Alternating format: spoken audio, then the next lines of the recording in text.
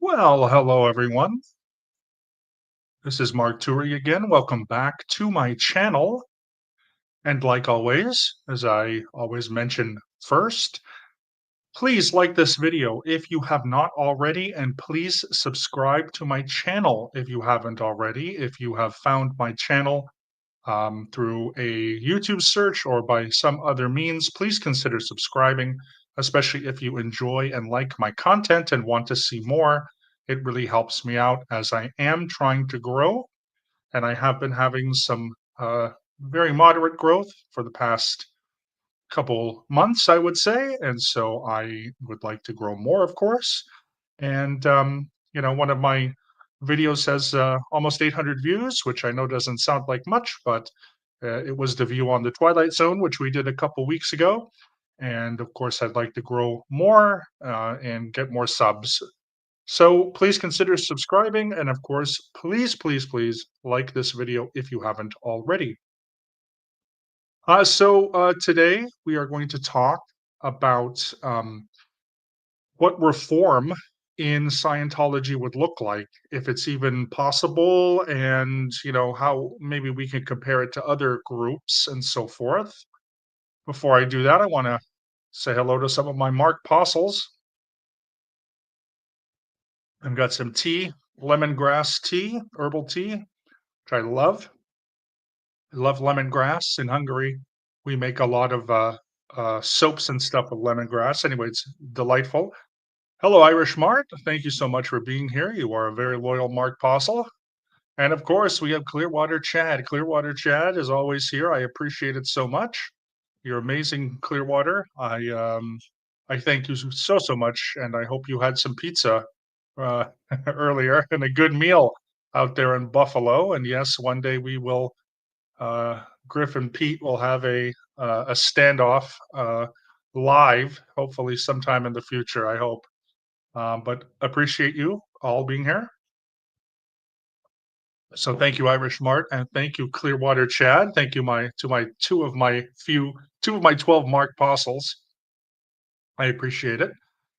And so yeah, so today we're going to take a look at just my thoughts on what would a Scientology reform look like, and as I mentioned just now, I'll talk just about my opinions, stuff I've heard about throughout the years. I'll look at the independent movement and the independent Scientology movement and how they kind of differ, and I'll make some um, comparisons, especially with the Roman Catholic Church and the Protestant Church and something like this, and how each group could maybe give a broad comparison.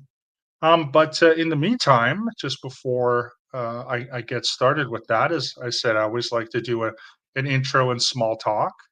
And the last few days, I again haven't really been doing a terrible amount of stuff, except I've been moving forward with my thesis. Been going to meetings about that at least a couple times a week. Um, and of course, because it's the holiday season now, it's almost Christmas in just what, a month from now. And I also know that it is American Thanksgiving this weekend, so I want to say a big, happy Thanksgiving to all of our American friends who are watching. I know American Thanksgiving is a very big holiday in the United States. We have it, of course, in Canada. It's normally in October, where it's an important holiday. I mean, I we celebrated it every year in my family, but I feel like coupled with Thanksgiving as well as Black Friday is very big in the United States. So again, happy Thanksgiving to all of our American friends that are out there. I do hope that you celebrate it with those who you love, loved ones, family members, partners, spouses, significant others, also friends, or even if you're celebrating it alone. I understand that a lot of people like myself. I sometimes celebrate holidays by myself. For example, I celebrated the last couple Hanukkahs and Christmases, and New Year's and stuff, either by myself or with a small group of friends. So if that's you too, we are with you. You always have a family and friends here. So in that case, I just wanted to to acknowledge that. And in Hungary, we have right now what's going on are our Christmas markets. And I love the Christmas markets. They are fantastic. If you've ever really seen one in other cities, there is one in Toronto in the Distillery District. There's big ones in Prague and Munich and Berlin and basically almost all over most of continental Europe. And even actually when I was in London, there was the beginning. I saw some Christmas markets, especially at Trafalgar Square. But I really, really love it.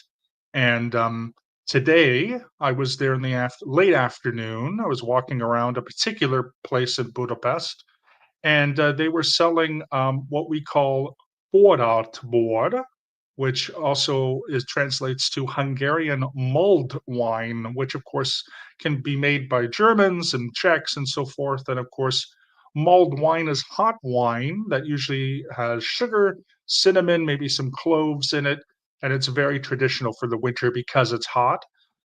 Also, apples or pears or something like that is put in there. And I've never had this before, so I thought, what the heck, why not? And I tried the red variety. I think I'll go later this week to try a white, but I loved it. It was great. It was kind of like a wine, a hot punch, tea, wine, kind of all mixed together, and it was really really nice. And then it was fun to see all the foods because I heard a lot. A lot of tourists go to these markets. Not to say that locals don't, of course they do, but it's mostly for tourists. So I heard a lot of English, French, Spanish, other kind of languages, and I saw these two people. This it would look like a young couple. Probably. Then again, who knows if they were a young couple, or friends, or spouses, or siblings even. But they got these bread bowls, these massive, massive bread bowls stuffed with goulash, and I just saw them as the person was giving this to them, and their eyes were just like this, and I think I don't know what language they were speaking because I couldn't hear them, but it seemed like they were definitely very, very interested in eating the goulash and the bread bowl, which was just massive. I want to thank Pete here. Pete is a Mark Postle. Just finished booking my dish for the family, or baking my dish. Excuse me.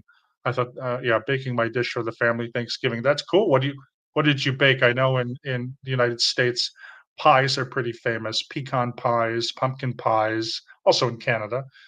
Then usually they do turkey or a roast or something. My family, well, sometimes we did turkey because we didn't really eat a lot of meat, and I don't eat a lot of meat.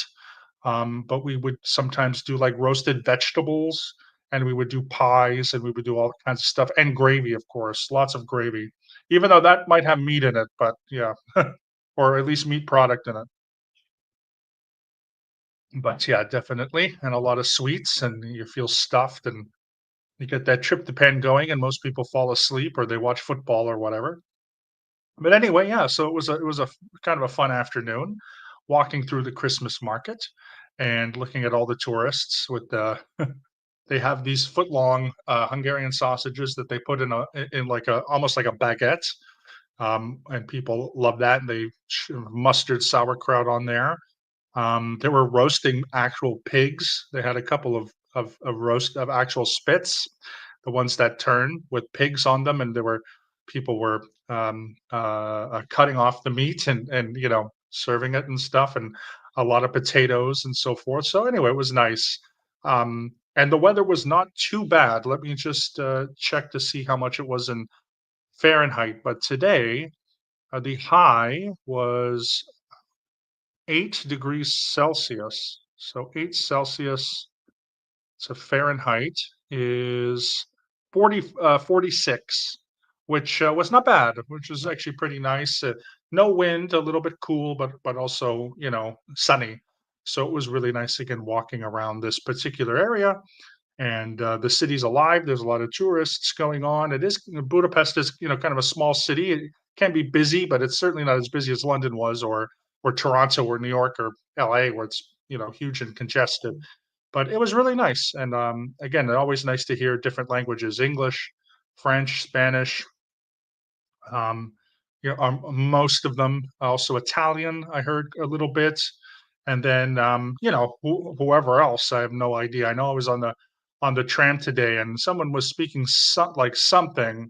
and I was just like, "Geez, I wonder, like, I've heard this language before, but I'm not sure what it is. It might have been Turkish, but something like Turkish or Azeri. It may have been too, because there's a direct flight from Budapest to Baku in Azerbaijan, and I do have had friends in the past who are Azerbaijani, and either that or Turkic, right?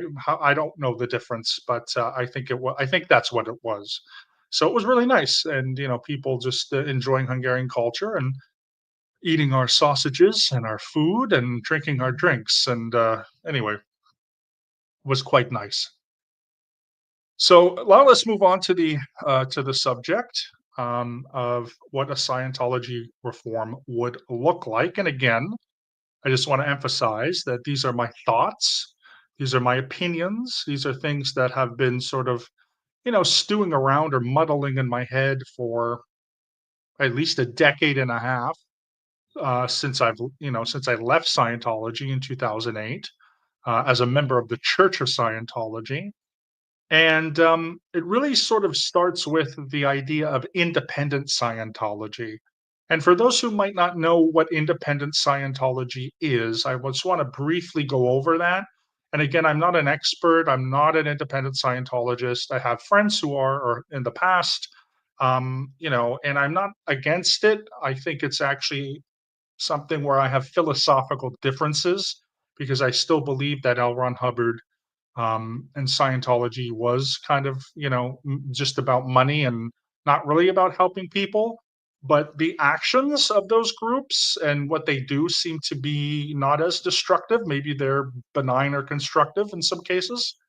Some people will disagree with that. They think all of Scientology is destructive. Okay, you're certainly welcome to that opinion, but mine is different.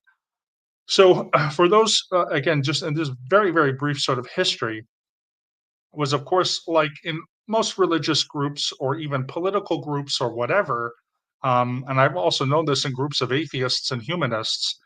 There's sometimes inevitably a schism that happens.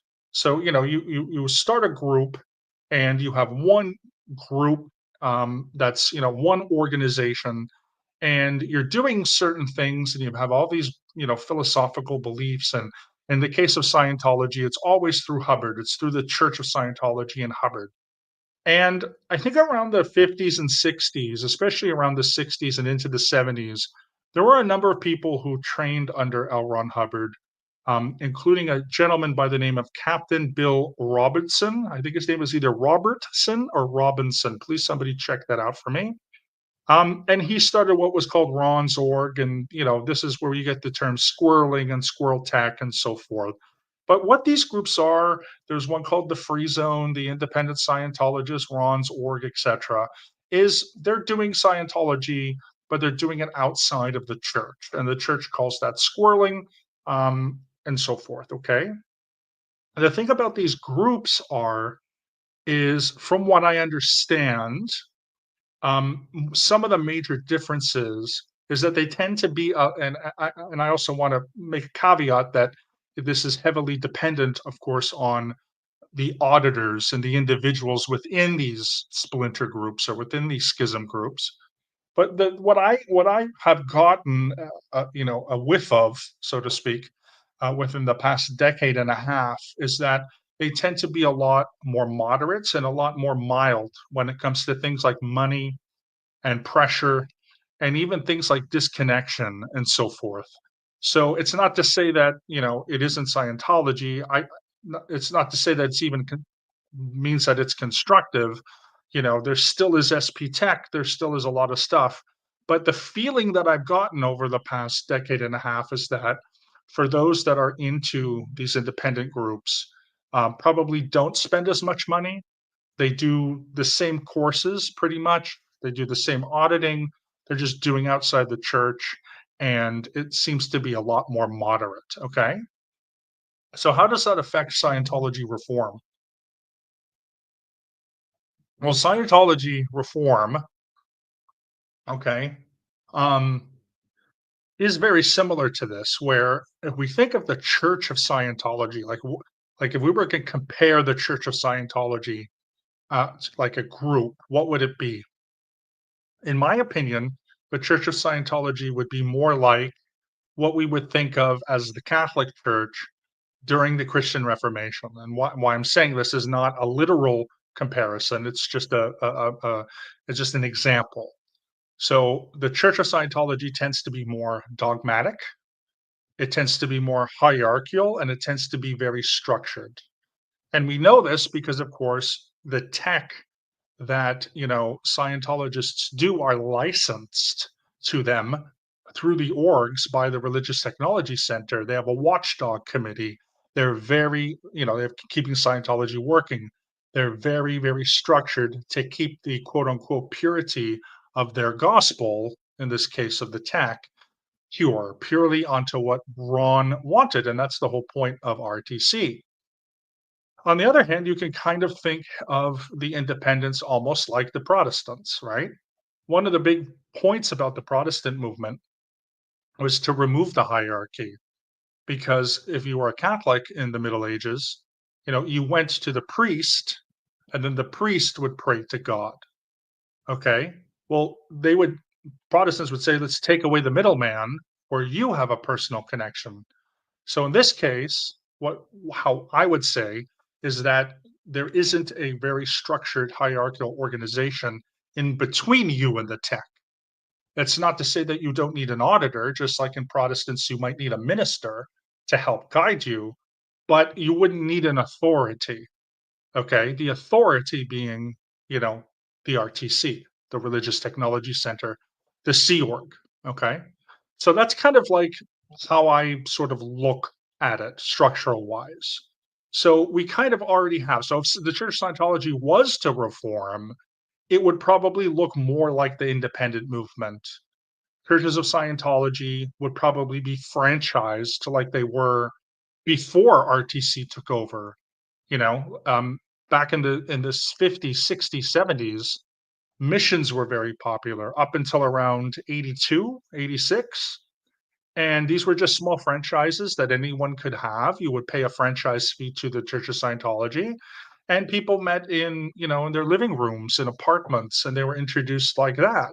And they did lecture series and they did auditing and things like this. That's kind of, like, doing Scientology, or doing like a prayer group outside of a church, where a church would be like, no, you have to go inside the building to pray.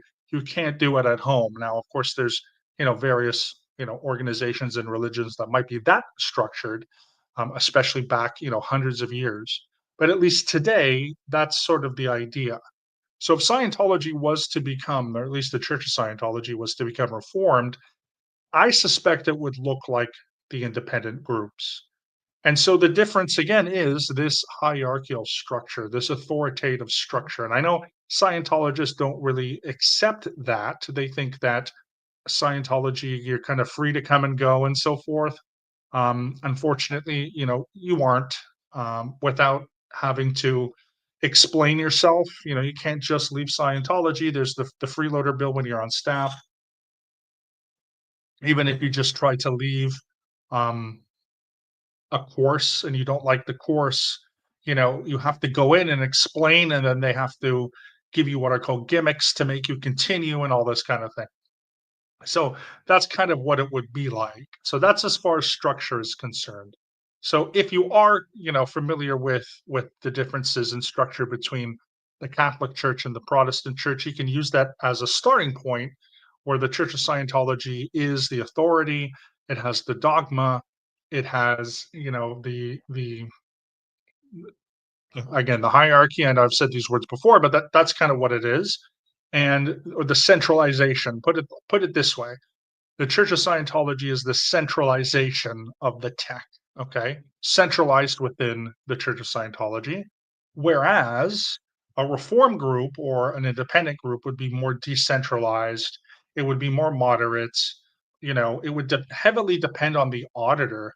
The auditor might charge a lot of money. An auditor might charge nothing. An auditor might, a course supervisor might charge a little bit or not. Like it could just simply be someone's business, and so they could have a price list. But ultimately, I don't know if anyone's independent auditing or free zone auditing costs the same as it does in the Church of Scientology.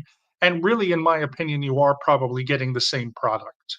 I know people that when they left Scientology, and they took a couple of years to do, all of their auditing and OT levels with independent Scientology because it's cheaper and because it's not as structured and they have the same text, by the way.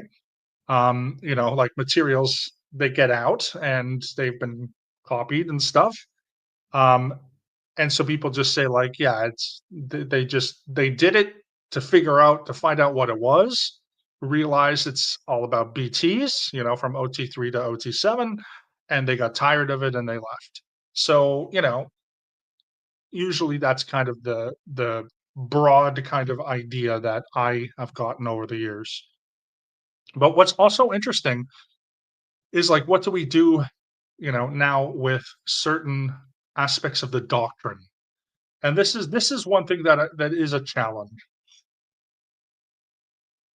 A lot of people like myself who would like to see the Church of Scientology itself reform and not necessarily, I mean, whether or not, Church of Scientology is never going to break away and become an independent movement. If it does reform, there's still going to be a Church of Scientology, but I have kind of a hard time reconciling the idea that the Church of Scientology is just going to give up on some of its most sacred doctrine. The first one, of course, is the PTSSP tech. There's this idea in Scientology, of course, if you've heard of the suppressive person and the potential trouble source, which I did and went through when I was on staff. On my staff status courses, you learn about Scientology ethics. And, you learn that around 2.5% of the world's population are SPs, and that, what percentage was it? 20%? Someone can fact check me on that, that are potential trouble sources. And that every time you get sick, you probably have an SP and you're a potential trouble source. And that to me would be hard to reform because this is where disconnection comes in, right? Like the purpose of disconnection is directly linked to the PTSSP tech. The reason why you either handle or disconnect is because you're a potential trouble source. And what that really means is you're questioning the church. You have a family member who's, helping you to question Scientology in a good way, in my opinion, or you're always sick or whatever, and therefore you can't really do what the Church of Scientology wants you to do because you have doubts, or you're sick, or you have something where you just can't do whatever they want you to do 100% of the time. And I don't know how that's reconciled, for example, in the independent Scientology. I don't think they maybe emphasize it as much, or maybe they take it as a metaphor, but the actual church itself is so structured on that idea that I think it would be very difficult for them to just get rid of it. And the whole point is, of course, is this whole handle and disconnect is, let's say you are always sick or you are sick and you discover, oh, it's my mother who, is antagonistic to Scientology, and you do these, steps and you have to do these ethics conditions. And again, please understand there's a lot of that stuff, that's kind of already out there online. I'm just getting to the basics here. So I apologize if I'm sort of, going over anyone's head or bringing up topics that I'm not really exploring. It's just because it's been a while for me. But you learn to handle the SP or you disconnect from the SP. So by handling them, it basically means you honestly may have to wilt them into submission, metaphorically speaking, to just get them to go along and say, no, you doing Scientology is a good thing and you support them, which can be very difficult if you are the parent of a child, or if you have a family member of someone, or a spouse, or again, whatever, a friend who's extremely concerned that the person who's just joined Scientology or has been in Scientology for a while is, spending tons of money, not really talking to you. Like, it's normal, so to speak, to say, "Hey, like, what the heck is going on?" When I was on staff, I didn't talk to any of my friends for 9 months. My friends would call my mom, and my mom would have to say, like, "Yeah, no, he's fine. He's in Berlin." But like, I never emailed them. I never called them because you're just too busy on staff, and you don't really know whether or not those friends of yours that has been friends in some cases since childhood or college are really like good friends or whatever. And what I mean by that is, are they SPs, or are they going to make you PTS? And so you handle them, and you just drive into them that what they have to do is they have to be on board, that it's for you, it's for your future, it's for, your eternity and whatever, that, either you get on board or we disconnect. And so that is really a handle or disconnect. And handling can also be something which is called, what is it called? Fair roads, good weather, if I'm not mistaken, where you just write to people and you just talk about nothing. You just talk about weather, or you just talk about, nothing controversial. So really, you're not having a good communication with the person, which of course Scientology claims that they can help with. But what you're really doing is you're just either trying to force them into accepting something that they know might be wrong for you, or you lose total, communication at all. And so obviously this is extremely manipulative, but this is a core part of Scientology and Scientology ethics, in which L. Ron Hubbard describes, in his books. And if the word of Hubbard is what it's supposed to be, if it isn't written, it isn't true. And if it isn't true, it isn't written, then how do you reconcile with this PTSSP tech? So this is a huge challenge for, even myself. Would I like to see a Scientology or a church reform to the Church of Scientology? Absolutely. But this is one of those roadblocks where I cannot get past it, other than going completely independent and just saying, "Well, do you wanna take the course? Yes or no? Okay, if you take the course, just do the tech, but, use it as a metaphor or whatever." And I don't know if the church can do that. I think if you are someone who's a member of the church, you sort of have to take those things literally. You have to subscribe to those doctrines, and I just don't see an alternative. My opinion, obviously, but that's only one. I've got a couple others. Again, I'm not going to go through too many of these things, but that's one thing. So imagine, what would Scientology look like in a reform? Well, it would, for better, it would be at least an organization where there would be no disconnection. And if there was disconnection, it would be just metaphorical. Everyone would be handling rather than disconnecting, and there would be no disconnection at all. So if somebody, joins Scientology and there's some negative things that are happening, you know, you would be able to have some two-way communication about that with someone who's critical, or someone who, you know what I mean?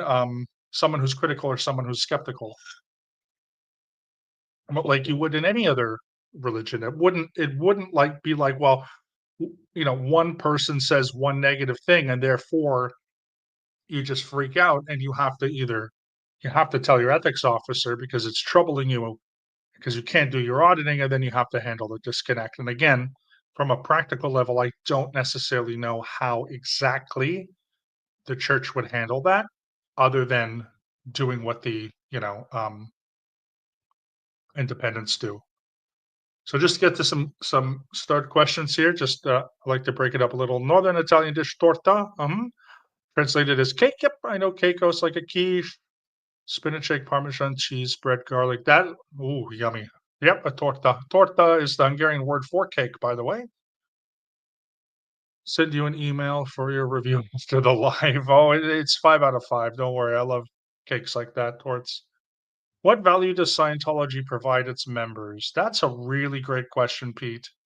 Um, there's two sides that I can answer that to. Okay, the side of being in Scientology, and the side of reflecting outside of Scientology.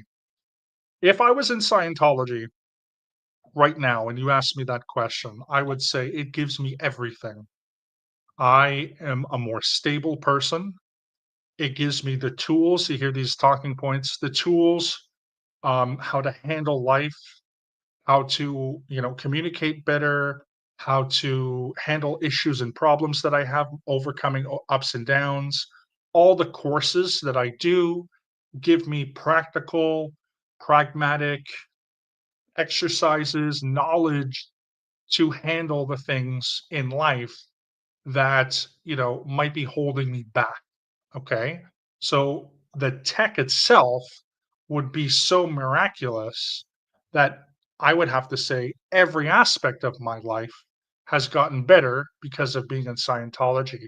So the value that it provides for a Scientologist is a miraculous thing that handles and can handle, as long as you're willing to do it, all of the troubles and issues that you have in life, at least, by the way, when you first joined. After that, you're getting into auditing, and then you're getting into the OT levels, and things change and they become a lot different. But that's what I would say if I was in. Now, now that I'm out, I would say, what does it provide its members? Subjective, um, sort of at the beginning, self-help techniques that may or may not work, that are highly dependent on how much time and money and effort you put into it, and how much you're willing to not, um, I don't want to say not be skeptical, but like that, like not fight them in a metaphorical way, not not force yourself to question too much. And I know a lot of people will say that's like other religions. It's not, but it is like a lot of religions. Not like all of them, but there are religions and a lot of institutions where the idea is, as long as you kind of believe and you don't really question it, miracles will happen. And Scientology couples that aspect with this payment service where you have to pay, to get their scriptures and to get their tech. And then you do all those courses, because then you have to go and get ready to do more courses, to get ready to do more courses, which is not like other religions. And if it is like other religions, like esoteric faith, it's usually free and it depends on age and things like this. It's a whole thing. But I would say it's subjective. So how much time are you really willing to put into Scientology? You're probably going to figure that you're going to get something out of it, because of course, how can you reconcile spending hundreds, if not thousands of dollars, and then, studying 2.5 hours a day, which you're supposed to study for 5 days a week?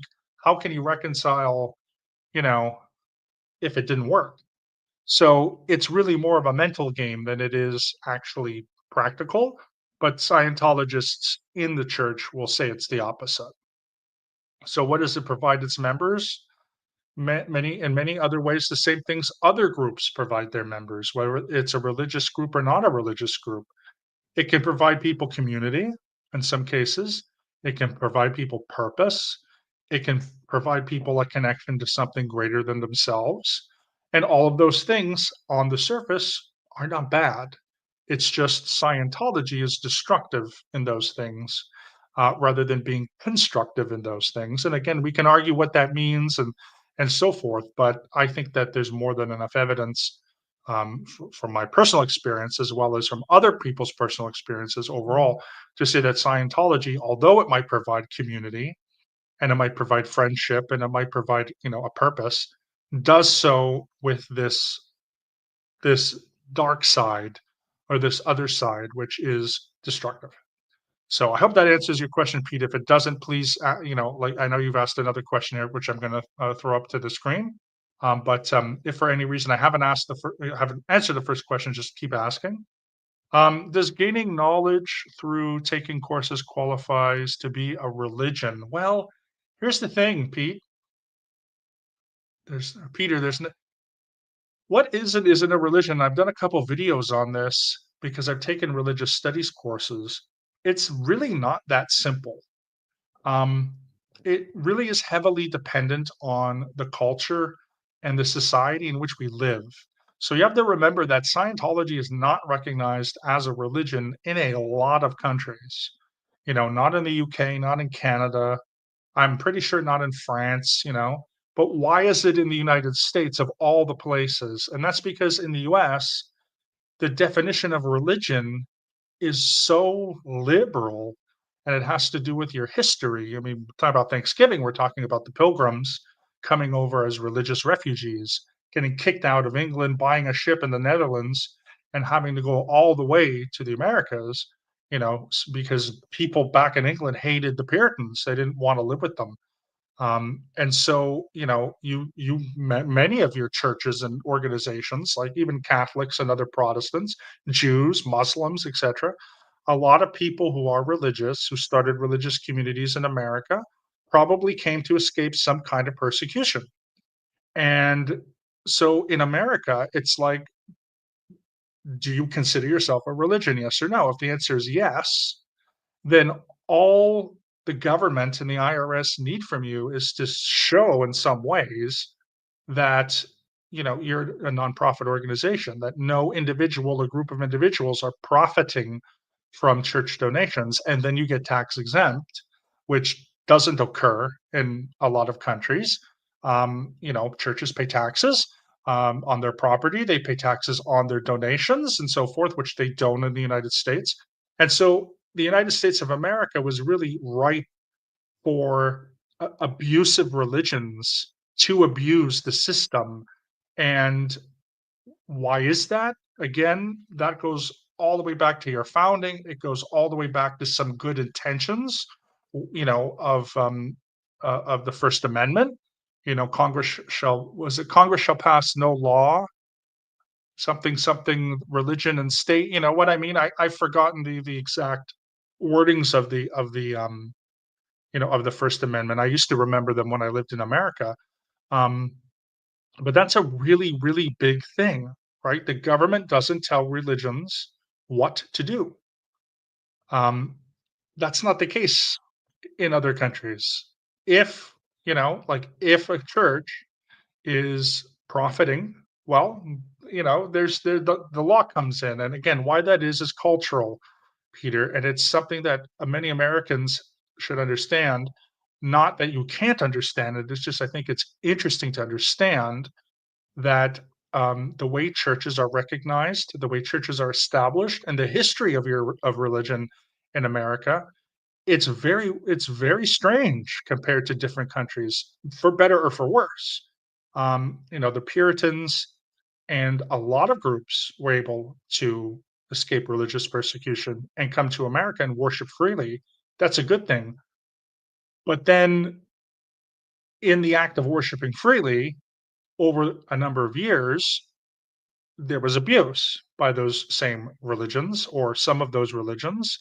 And some of the most destructive religions have grown in and out of the United States or taken part in the United States or have moved to the United States from other countries and been left alone. And there's countless, I mean, look at Heaven's Gate, that was in the US. Jonestown started in the US and then moved to Guyana. You had the OSO, the Rajneesh group, that was in America. Scientology is in America. So why does it happen? It's ingrained in American culture and in American history. And in Germany, uh, there's a lot of groups that aren't religious, including Scientology, and probably never will be, because and in Canada, by the way, you may know this. In Canada, in the early '80s, the RCMP, which is the Canadian equivalent of the Federal Bureau of Investigation, our version of the FBI, raided the Church of Scientology in Toronto because, of course, they had been doing, infiltrations and espionage of the U.S. government and the Canadian government. And since that time, Scientology is never going to be recognized. So why? Again, in the US, you say you're a religion. And that's about all. Like that's it. And academic wise, if you really want to know from an academic perspective, I have a couple videos. It's really hard to know what is and isn't a religion. I know that in Sunday school, certain groups will teach that religion means belief in God, it means faith, it means prayer, it means revelation, and it somehow comes out to equate with Christianity or Islam, and in some cases, Judaism, or maybe Hinduism or whatever, right? Like the world religions. But even the world religions don't have that much in common. Like there's still a lot, you know. If we try to actually boil down what it means to be a religion, we can't get 100% across all religions. We can get part of the way there, and then another religion will come in and say, no, that's not how we do it. And then we're back to square one. So it's very difficult. And I think there's a lot of people like, I think Hassan and I think Rachel Bernstein, please correct me if I'm wrong, have tried to be like, let's actually come up with some kind of definition, a legal definition of a religion that matches like the EU or that matches another, another country or whatever. And in that case, if Scientology doesn't reform itself, then it can't become tax exempt. So, let's get on board with that maybe. Breaking news. Breaking news, the Catholic Pope just stated that all Catholics must go through Eucharist. We found a misplaced comma in the scripture. You know what, man? You got it. Can you imagine? And I was there, by the way, in 2007. You're referring to the basic books. I was there on staff in Berlin in 2007 when, yeah, that was it. Why did they release the whole freaking books again? Because some of them had too many commas or semicolons. It was like, it was mad, dude. It was madness. Madness, Peter. Madness, Peter. Oh, the minute there are fees charged, it's a business. Yeah. Listen, religions, this is the society we live in. Um, whether you like the fact that we live, in a mixed market economy, and we have, welfare state, and we have, sort of a market driven economy, churches, mosques, synagogues, everybody needs to pay their bills. So there has to be some kind of membership fee. Um, but in most, you know, whether or not the beliefs of the religions are true, that's not what I'm going to use the term legitimate for. When I say the word legitimate, let's say a legitimate religious organization, I mean one that isn't destructive. One that is either benign or constructive, one that might be just mainstream, whatever. The church down the street that's been there for 100 years, whatever. Donations, okay, in most other religious organizations go specifically to, make sure the lights are on. They also, by the way, will go, and you talk about Catholics, Protestants, Muslims, Jews, Hindus, etc., especially where I come from in Toronto, religious organizations during the winter, during right now, will house and feed homeless people. There are programs, social justice programs. There's a whole lot of stuff that religious organizations do. So even if you aren't a part of that religion, you can go into like the gymnasium of a cathedral if you're homeless, and at the very least, you can sleep in a warm place and have food. That's compassion. That I'm not a Christian, obviously, I'm Jewish, but from what I understand, that's kind of a thing about Jesus. Was and in all religions have that, by the way, helping the homeless. Does Scientology help the homeless? No. It absolutely doesn't. And I was on staff for a whole year. Scientology hates the homeless. Scientology doesn't want the homeless. Scientology is there to make the able more able. It's not there for social justice, whatever, and I'm using this. I know social justice has a People don't like it because they go woke and all this kind of stuff. Social justice just basically means helping, let's say, helping people out, giving people, a place to stay, whatever. And in a religious context, we want to keep it out of the political context. A religious framework of social justice are those charitable things that churches do. So, you have potlucks, you might have, again, housing the homeless, feeding the homeless, etc. Okay, shelters, etc. That's what I mean by, religious social justice. Want to put the politics stuff aside? That's fine, but that's basically. So, yeah, they need money to do that. So there might be an annual fee. In Judaism, what we might do is sell tickets to our high holidays. And of course, we have 5 high holidays, or 4 or 5 high, I should say 4, I guess, right? So it's the first, we start with Rosh Hashanah, Yom Kippur, Hanukkah, and Pesach. So 4, at least 4. And yeah, those tickets, okay, you pay full price. They might be a little expensive per, you know, uh, whatever, per festival. But if you don't have a lot of money, if you're a student, if you're a single parent, like, then you get reduced in prices and so forth. And all of that money goes to keep the lights on and to make sure that they're doing some kind of charity work. That doesn't happen in Scientology at all. All the money and all the material and all the everything that from Scientology goes up. It gets filtered up to the management, like from a classified org like Berlin. It would then go up to the orgs in Copenhagen and then Flag, and then essentially, in my opinion, David Miscavige. And that's why, he drives very expensive cars, wears very expensive suits. He has multiple properties which he owns in his name. I don't think he travels commercial. He's hobnob, he's got motorcycles. Like, it's obvious to all of us, right, on the outside, that Scientology is 100% along, by the way, with a lot, whether they're Christian, Jewish, Muslim, Hindu, whatever. There's a lot of people. I don't want to just focus on Scientology. Look at some of these, these Protestant preachers that have Gulf Streams, and I know that there are people in my Jewish community who have had their communities like warned, hey, like, you're not really being very, very charitable. Like, you get a warning. But what is it? What is it with Scientology? And again, we can go down conspiracy rabbit holes, but I don't know. It's very, very strange. Peter says, homeless problem in the US was halted during COVID, and um, why am I blanking on SCOTUS? Supreme Court of the United States, SCOTUS, stated that it was an Eighth Amendment violation to only have a charitable religious option for homeless housing.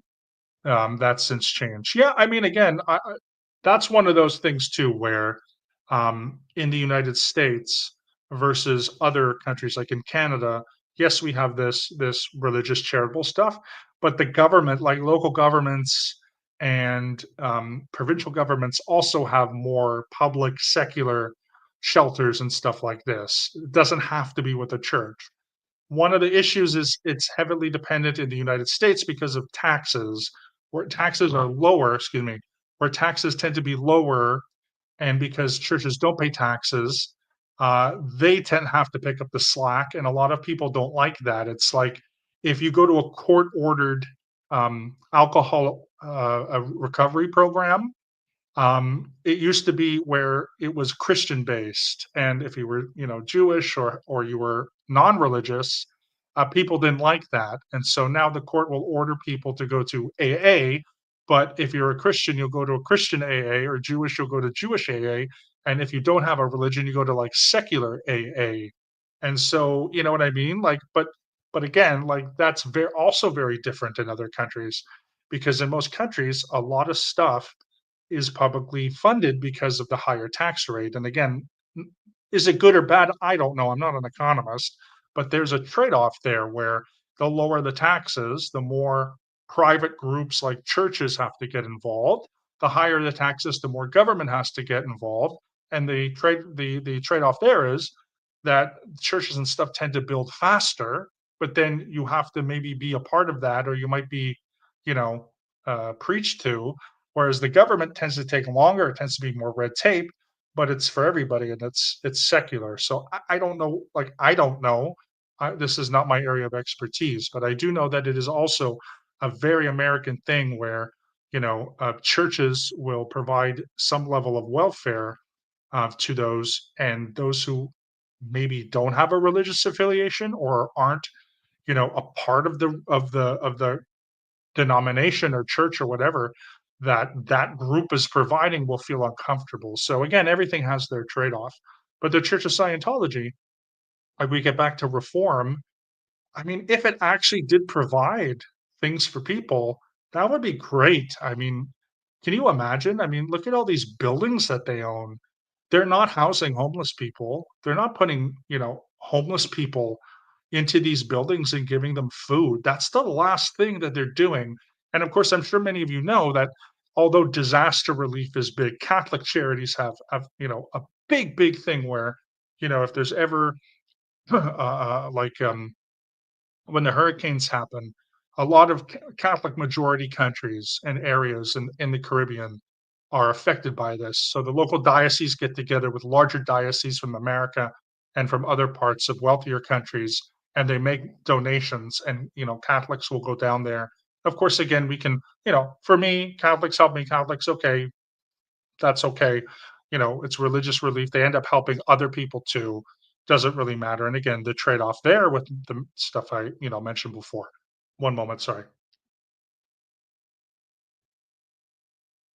But Scientologists go as volunteer ministers.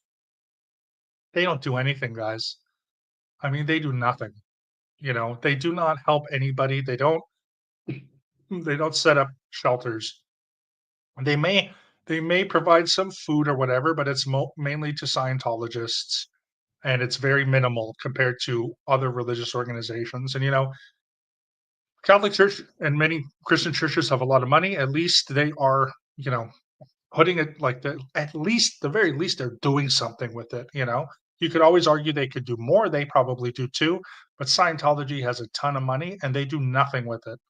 I mean, they absolutely do nothing with it, and it's really horrendous. Um, Scientology is an abusive covert hypnosis group. Yeah, there is no reform. Again, yeah, power lines. And thank you for being here too.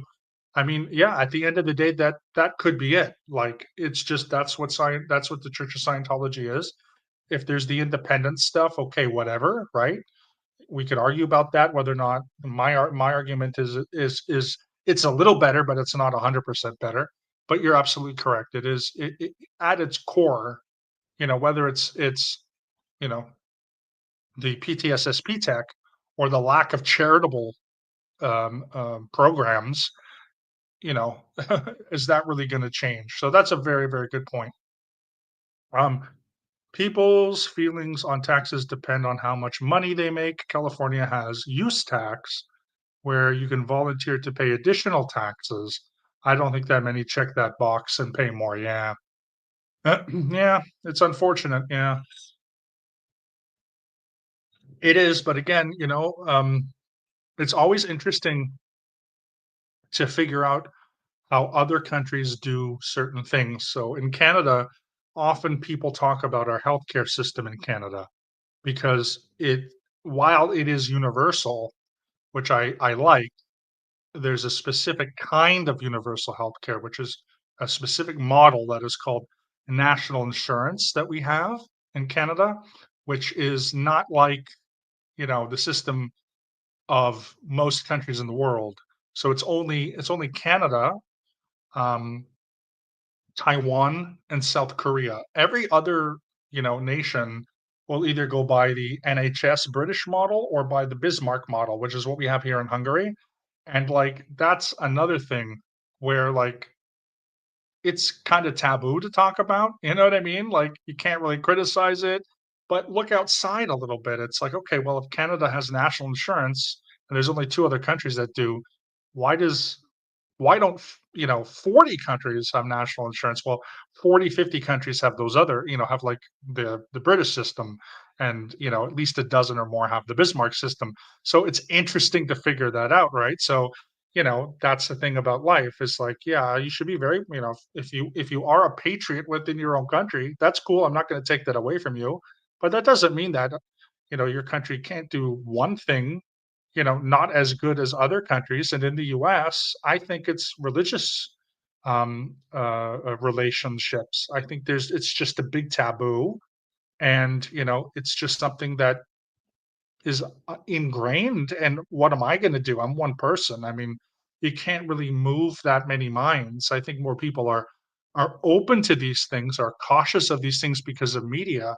But hopefully in my lifetime, Scientology will lose its tax exemption. I don't think so, but I would hope so. And then if it's forced to reform, it would be nice if you know these massive ideologues actually did charitable work. It'd be fantastic. Yeah, Catholic churches have rich and poor churches, of course. My grandparents went to a poor church. They were looking at one point to sell some rosewood statues that my great grandfather brought back from Italy. Oh my gosh, wow. Well, you're right, of course. And I think you can correct me if I'm wrong. Um, but I guess I would assume at that level, because I don't know much about the diocese in the Catholic Church, but I'm sure each individual actual congregation and building would probably have their own finances. I'm sure they would get some support from the higher finances, but again, how that works, I don't know. There's also, groups like in the Protestant churches, which are strictly congregationalist, which means that they're like loosely affiliated. So then if it's just your congregation and like that's it. So you wouldn't necessarily get anything from a higher organization because you might belong to one, but you might not belong to one. Whereas, of course, there are churches that do get money that kind of comes down just in case they can get loans or whatever or so forth. But I'm assuming the Catholic Church might be like that, where there would probably be some help, I guess, from a higher diocese, maybe. But I'm guessing they're probably also responsible for their own individual, setup and so forth. My uncle was not happy about that and told them they would be a fool. Yeah, yeah, 18th century Rosewoods. Yikes. Well, again, it's one of those things where, it's the society we live in. You know, um, there's a lot of different economic systems out there, and a lot of them failed over the past 100 plus years. And, I don't know if we'll ever find a perfect one, but in the meantime, we have money, we have legal tender, and, even something as altruistic as, a church, which obviously can still have greedy people, but even if that's the pillar of altruism is a church that gives back, they got to keep their lights on somehow, and they need accountants and financiers, and they need donations. And there's a difference between that and then on the other side with Scientology, which is it's just about making money. And even in Scientology, they have a tough time keeping their lights on. So they're ruthless, savage in their greed, and yet they have problems keeping their lights on. And yet, other more laid back churches that just give yearly donations or what do you call that, donation bins or collection plates, they tend to be kind of okay. So maybe that's a lesson for Scientologists to learn. Maybe that's reform. Maybe pay a yearly fee and do all the courses you can, because why not? You know, how Scientology works, by the way, just to get into a little bit, is each week, and it's the worst. I mean, guys, it's the worst. Everyone, I said guys again. I know I'm trying not to say guys as much. Everyone, y'all, it's a week to week thing, and it's just absolutely ruthless. It's stupid.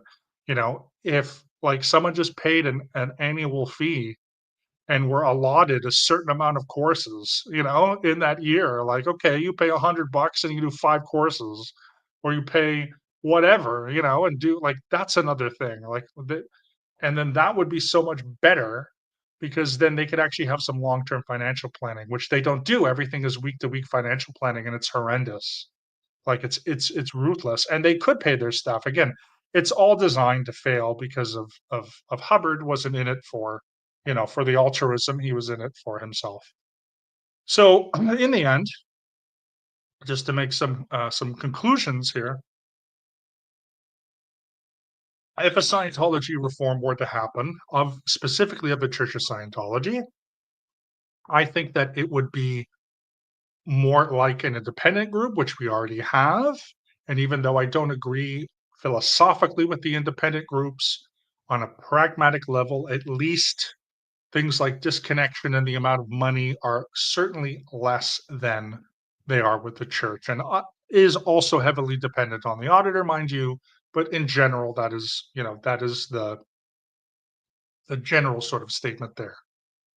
As Powerline said, and I think they were right about that, it would be very difficult to actually, modernize and defundamentalize, de-radicalize a lot of Scientology tech, SP tech, the financial basis, and so forth. It would be very difficult. And so, again, the option would be that it doesn't look like the Church of Scientology would be reforming, but that's where you get those independent churches, which those independent groups, some people, some people go directly into an independent group if that's what they're introduced to, but a lot of people who leave the church, well, some people will go the independent route. I myself didn't want to do independent Scientology simply because there were things in Scientology that I didn't like, and I was pretty sure that they would be the same. Like I don't like study tech, which is a whole thing. I didn't like the ethics, which is a whole thing. I didn't even really love auditing. So those things I was going to do anyway. Some people like them, I didn't. So I thought there was no point to go through, and I just sort of gave up on the whole thing anyway. So that's sort of the conclusion that I want to make is the reform itself might just be the independent movements, and rather than trying to hope for the Church of Scientology to reform, which by the way would probably be a really good net benefit considering all of the disconnection and all of the fraud and all of the abuse. It's a shame to say, but definitely in the future maybe it'll happen, but it seems like the independents are the best example. Isn't the IS event the donations for a percentage discounts on services? Yeah, you can get an annual membership or a lifetime membership, and you are supposed to get like 20% off. But I mean, it's still what's 20%? It's whatever. It's still really expensive. Plus, at the IAS, they collectively can make over $50 million. It's disgusting. It was a $25 million status. I think it's called Excalibur or something. It is absolutely disgusting. Anyway, can you name a few indie science, or would that be frowned upon? Oh, as individuals, I don't really know. I can just say for groups, it would be things like Ron's org, Free Zone, Independent Scientology. But as far as like independence, like I know I had a friend or two back in the day, but like I'm not going to say their name because I haven't talked to them in like a decade. And then I mean, Mike Rinder and Marty Rathbun, when they left Scientology, they did become independent Scientologists, but they've since stopped. But that's something, by the way, you can go on and find easily for the Free Zone website. I think it's like freezone.org or independent Scientologists. And you can, being in California, you could probably find local auditors. Again, for your own knowledge, not to say you would want to necessarily do it, Peter, but you could just find the amount of auditors that are independents in your area. And they advertise their own names because they're basically like businesses. Um, you know, essentially they're businesses. So, but yeah, for me to name individuals at the top of my head, again, other than a couple people that I knew a decade ago, I don't really know anyone right now. My whole thing is when you leave Scientology, I got into the drama on message boards. Now a lot of that has carried over to YouTube, which I just sort of don't really pay much attention to. But a lot of the drama that had been going on for years, by the way, on message boards from the late '90s until recently, when YouTube started to take over that stuff. So probably I would say at least 10 years ago. So from I don't know, like '95 to 2015, quite a long time. Most of all that drama was on message boards, and a lot of it was, an independent would come on, and they'd get insulted on, and I don't like that. And I was kind of like that at first. Like I thought independents were just out of their minds. But then after a while, I thought, man, I can't control that. If somebody wants to join independent Scientology, you know what? I don't have control over that. I wouldn't, but that's me, right? Mentioned Karen. I actually have met Karen multiple times. Karen and Jeff. I've been to their home at least 3 or 4 occasions in Los Angeles. Um, I like them. I have no idea. That's another thing. I know there was a lot of drama before with Steve Mango on whether or not they themselves are actually like independent auditors. I personally never saw a sign of them being auditors. But then again, like my conversations with them in their homes had nothing to do with auditing. The last time I was in Los Angeles 5 years ago, I had a 2 hour conversation with Jeff, who gave me some advice, fatherly advice, to be honest with you. And then the next day, with him and with Karen, we talked about a whole bunch of stuff. They never busted out an e-meter. They never did an e-meter check with me, so I don't know. I also don't know Steve. So I can't say whether or not he's lying or not. I'm not going to say that. I just don't know. Um, I just was never interested. So if they are, maybe are they are. I don't know. And again, it's been 5 years since I've talked to them, other than online stuff here and there. So I'm a little out of date on that too. But what can I say? Oh, and we have Mark Postle here, Joe DeCepo. Thank you for being here. Yeah, we're just about to wrap up. So, for those who are joining now, thank you so much. Please enjoy this on the replay. I know that Scientology and Scientology reform is something that is a pretty common thing that people want to hear. So, I put it in the polls for the past couple months, and so and so obviously I thought now would be a good time to go through it, and I'm glad that it was voted on 60% to 40%. Don't worry, Joe. That's what the replay is for. Um, so the next couple weeks, I want to go through just before we conclude and talk to you about what's going on with my schedule. So next week is going to be the 4th of December. Okay. I think what I'm going to do is I think I'm going to talk about the different varieties of history, which was the second thing that we were to vote on, and which lost the poll this week. So I'm gonna talk about different histories, like what is the difference between economic history and business history and all this kind of stuff, and we'll get into that kind of stuff. It won't be a PowerPoint, but we'll go through and talk about history and talk about some of the history that I'm also interested in as well, because I don't think I've actually done like that specifically, at least in my new channel. So we'll go do that. I told you all before, and I'm just reiterating again, that the week after that, which is the 11th of December, is very sadly the 1 year anniversary of the passing of Doug Scott Kramer. And so on that day, which is 2 weeks from today, I am going to have a celebration for his life. I only knew Doug for a year and a half, maybe 2 years at most. But he was very inspirational to me. We had six conversations, which are still on his channel and on my channel, about various things. And he was a really, really good friend, and I miss him a lot. And I wish, I had some projects that I wanted to work on with him. I'm also going to open up to the other people like Marilyn, Kelly Copter, and a lot of people um, you know, um, who knew Doug as well. Maybe they're going to do something that day, maybe not. Like maybe we can do a joint thing. I don't know, but I know that I will do a small thing about him and so forth, and just kind of what his friendship meant to me, and sort of how much I miss him. So that will be in 2 Wednesdays from now.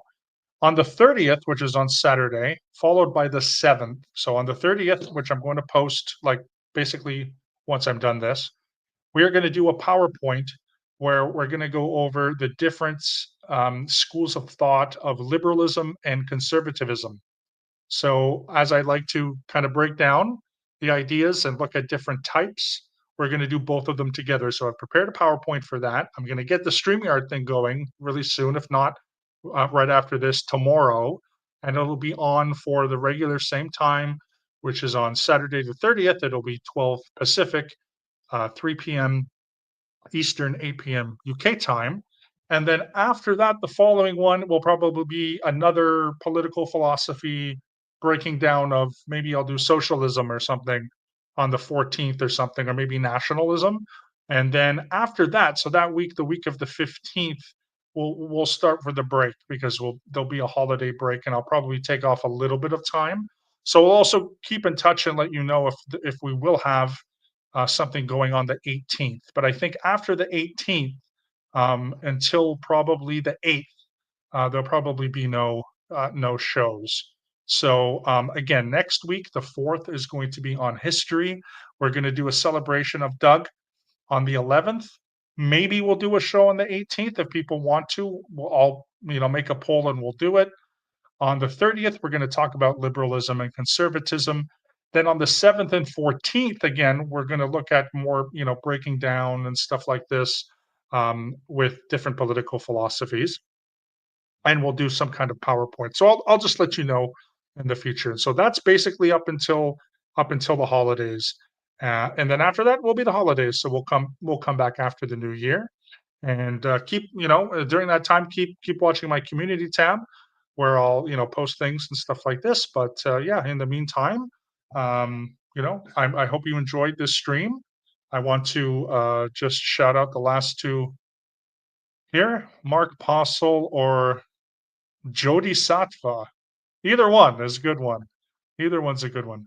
Perhaps a spectrum with regard to, yeah, conservative is, that's what I'm going to do. We're going to look at the different types, and we're going to kind of dissect them and break them down like I like to do. And then again, the week after, the 7th, and then we have the 14th, I'll do other ones. So yeah, basically, again, I really hope that you all enjoyed this live on Scientology reform. Just my thoughts, just my opinions. I think the major conclusion that we can bring to this is that it would be very difficult, and it's probably unlikely. But if it was likely, it would probably be more like the independent organizations, and those exist already. Whether we like them or not, or whether we think they're constructive or not, they're still around. Um, please, again, like this video. I hope you did enjoy it. So please give it a like if you did. And please subscribe. I have lost 2 subscribers in the past week for whatever reason it happens, but I would like to get some more momentum going, and obviously would like to build up more. So if you know anyone who wants, to subscribe, let them know. And at the last time here, Joe, I forget my Romanian because um, uh, I've been learning Spanish. Doca nu te văd, bună dimineața. Okay, yeah, yeah, yeah, yeah. Bună după amiază, bună seara și noapte bună. Well, that's Romanian for, in case I don't see you, good morning, good afternoon, good evening, and good night.